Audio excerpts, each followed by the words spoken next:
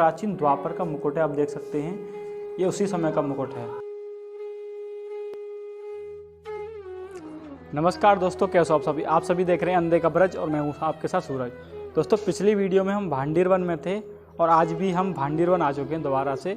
और आज आपको हम एक ऐसा स्थान दिखाएंगे जहाँ पे श्री कृष्ण भगवान ने एक जो है राक्षस का वध किया था। श्री कृष्ण भगवान और बलदाऊ दोनों ने ही यहाँ पे एक एक राक्षस का वध किया था।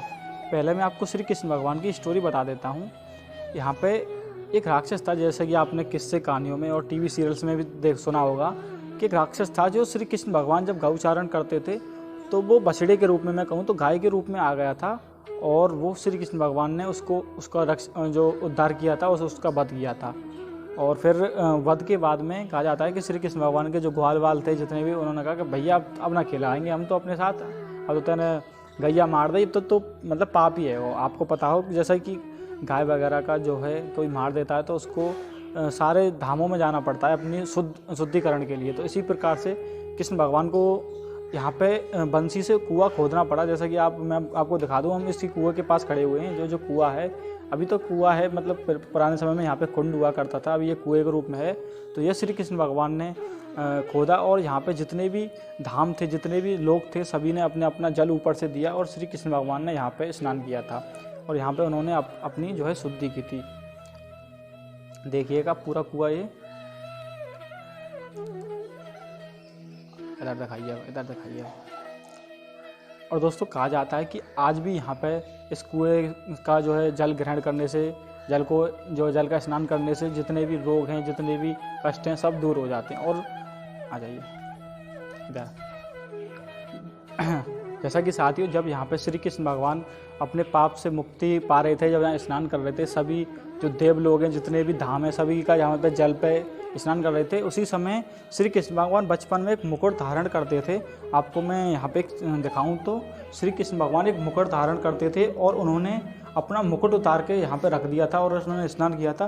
तो आप ये जो वर्तमान समय में ये मुकुट देख रहे हो, अभी ये पान के पत्ते के स्वरूप में है, ये श्री कृष्ण भगवान का मुकुट हुआ करता था। अभी इसने पत्थर की शिला का रूप ले लिया इस समय, लेकिन ये श्री कृष्ण भगवान का प्राचीन द्वापर का मुकुट है, आप देख सकते हैं ये उसी समय का मुकुट है।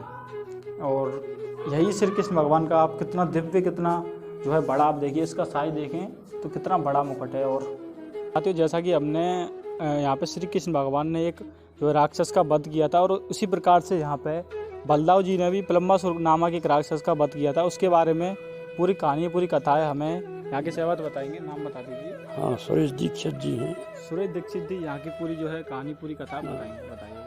यहाँ एक कंस का भेजा हुआ आया था प्लम्बासुर, वो सखा बन के आया ग्वालवाल। तो आके यहाँ दोनों भाइयों का खेल हो रहा, रूप में आया था। हाँ, ग्वालवाल के रूप बदल के आया। अच्छा। तो यहाँ दोनों भाइयों का खेल हो रहा था, कृष्ण बलराम का। तो धोखाधड़ी करने आया। तो इसमें आके दोनों भाइयों से बोला, भाई हमको भी खिलाओ, हम भी खेलेंगे। तो कृष्ण बलराम देखने लगे, अरे कौन आ गया हमारे खेल में विघ्न बाधा डाल रहा। तो देखने लगे उधर की तरफ। तो कृष्ण ने उसे पहचान लिया, अरे ये तो प्लम्बासुर। उनकी वो दृष्टि थी तो हाँ, वो तो पहचान लेते थे। कृष्ण ने उसे पहचान लिया। तो कृष्ण बोले, भाई खिला तो लेंगे, हमारी शर्त है। भाई क्या शर्त है? शर्त ये है, हमारी दाऊ भैया की जो टोली बनी है खेलने की, जो हार जाएगा पिद्दी पर चड्डू देना पड़ेगा। अच्छा, ऐसा मंजूर? उससे पूछा, पता मंजूर है कि नहीं? तो प्लम्बासुर बोला, ठीक है मंजूर है, पर मेरी भी शर्त है। उसने अपनी रखी। भाई तेरी क्या है? मेरी ये है, मैं तुम दोनों भाइयों को बैठा सकता हूँ। अच्छा। और किसी को नहीं बैठा। मतलब उसको धोखाधड़ी करने आया ना दोनों भाइयों से। हाँ। तो कृष्ण बोले, हाँ ठीक है, हमको भी मंजूर है, पर ऐसा तू मेरी तरफ है। भाई क्यों? अरे भैया तू तंग हो, शरीर से बाहर हो, जैसे हमारे दाऊ भैया भी वो भी तंग नहीं। भाई मैं छोटा सा निन्नासा हूँ, भाई तुम दोनों एक तरफ हो जाओगे तो मेरी पारी हार जाएगी। ऐसे कहा। इस वजह से वो मार नहीं सकते थे उसे। प्रहलाद के वंशज को कृष्ण नहीं मार सकते। कृष्ण भगवान मार नहीं सकते, तो उनकी मतलब चाल थी ये। हाँ, चाल थी। तो उन्होंने कहा अपनी तरफ रखा, फिर इसी वजह से। तो शर्त जब ही रखी थी। फिर इनका खेल शुरू हुआ 6 किलोमीटर। अच्छा। 2 कोस, पहले कोस थे 6 किलोमीटर में। अच्छा। हाँ, 6 किलोमीटर आगे भद्रवन पड़ता है इसी रोड पर। 2 कोस मतलब 6 किलोमीटर। हाँ, भद्रवन से लेके माटवन तक खेल हुआ। अच्छा। इनका शर्त रखी, भांडे उतारना तय, भांडे तक चड्डू देना है। 4 किलोमीटर गई। तो जैसे ही फिर खेलते आ रहे हैं, एक बिजौलीगढ़ है आगे, तो वहाँ कृष्ण हार गए, कृष्ण की पारी। तो कृष्ण बोले भैया चलो हार गए हम, हमारे घोड़ा बने फिर कृष्ण, सब पिद्दी पर लेके आ रहे हैं यहाँ भांडीवन के लिए। तो भांडीवन जैसे लेके आए तो ये दाऊ भैया को लंबासुर लेके आ रहा था, तो यहाँ से एकदम भाग गया लेके दाऊ भैया। अच्छा। हाँ, आगे बंसीवट यमुना बह रही है, तो आगे दाऊ भैया ने मना किया, अरे कहाँ भाग रहा है, भांडीवन तो पीछे रह गया। तो बलराम को लड़काने लगा, अरे चुप बैठा रहा, ऐसे कहा। तो कहा अरे चुप, क्या है, कौन है वो? हाँ वो जानते ही नहीं, समझ नहीं में आई। तो बलराम बोले अरे क्या बात है ऐसी, मेरे को ललकार रहा है और रास्ता को छोड़ के भाग रहा है, क्या मेरे को मारेगा क्या, ऐसे कहा। तो बोला ऐसा है, ऐसा चुप बैठा है। तो बलराम बोले चुप नहीं, या तो वापस लौट, नहीं तेरे को यहीं मारता हूँ। अच्छा। हाँ, जैसे मारने का नाम लिया तो अपना रूप बदल दिया उसने, वो राक्षस असली रूप में आ गया। असली रूप में आके बलराम से लड़ने लगा। तो बलराम का मुक्का का प्यार किया। अच्छा। ऐसे ही विग्रह है दाऊ भैया का, एक हाथ ऊपर किए हुए, एक हाथ मुक्के से उसको सिर में मुक्का दूंगा तो उसके डाढ़ दांत को निकाल दिया। अच्छा, एक ही मुक्के में? हाँ, डाढ़ दांत को निकाल दिया और उसका उद्धार किया है बंसीवट के पास। यहाँ से तो भाग गया।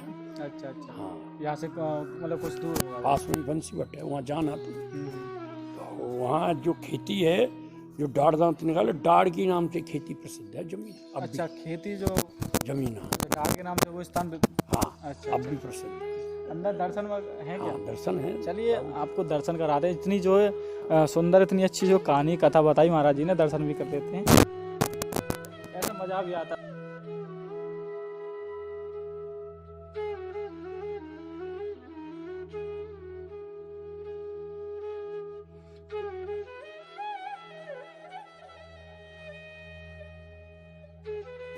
हाँ, ऐसे ही विग्रह हैं, देखो एक हाथ ऊपर किए हैं, वो तो ड्रेस में ढका हुआ है ना, एक मुक्का लगा हुआ है। दिखा दीजिए थोड़ा। हाँ, तो मुक्के से अभी दिखाते हैं हम पास में जाके, जो मुक्का लगा हुआ है, जब उनका उद्धार किया यहाँ लंबासुर का।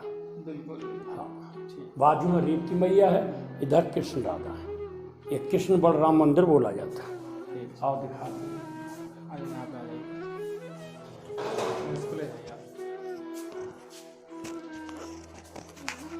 थोड़ा ड्रेस में ढका हुआ है, नहीं ये अंदर और बांध दिया है, नहीं यहाँ है ये ड्रेस में, ये ऐसी मुक्का लगा हुआ है, ये कस दिया है।